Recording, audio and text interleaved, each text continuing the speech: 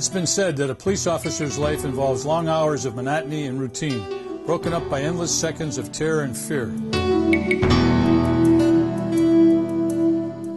It's not exactly your average 9-to-5 gig.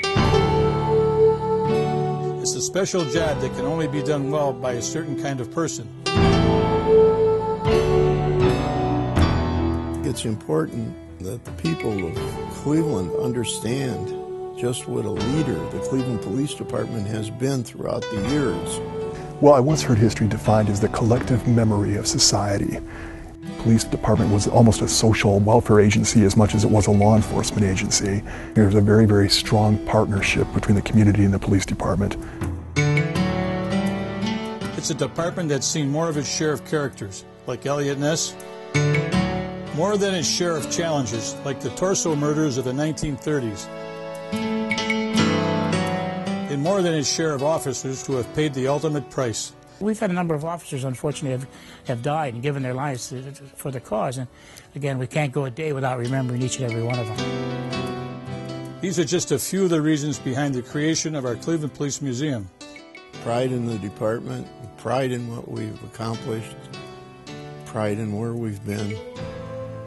It's only after you begin to understand what you are experiencing as a police officer that you become interested in leaving your own legacy. And so I think maybe that's the strongest point right there, is to have a repository for that, to see that these stories are not lost, and especially the police department, because I think you've really got a great story about the city there as well. Conceived as a tribute to our legacy, our exhibits and collections document and preserve the history of our department and tell our own story in our own way. The records that are there in the Cleveland Police Museum are authentic, and they keep the record straight.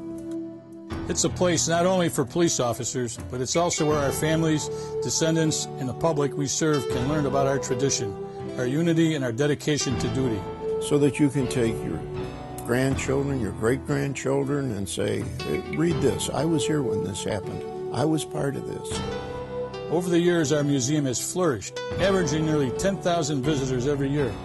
They're surprised. They don't realize that someone has taken the trouble for the last 25 years to attempt to preserve these stories and memories and artifacts, and people seem to find it very colorful and interesting. But along with that tremendous growth and success, this major asset in the heart of downtown Cleveland has simply become maxed out within its confines at the Justice Center. So the time has come for our museum to be moved to a larger, more fitting locale. I got to tell you, this was not an effort of just Bob Bolton. This was an effort from a lot of guys that volunteered their time, energies, weekends, monies. We had no money to operate with, so we had to do everything kind of by ourselves. It served itself well for the last 20-some years.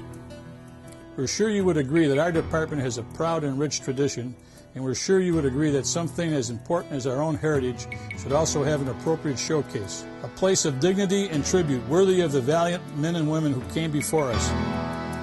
Maybe I'll never see it in my lifetime or yours, but that's my dream to see that happen.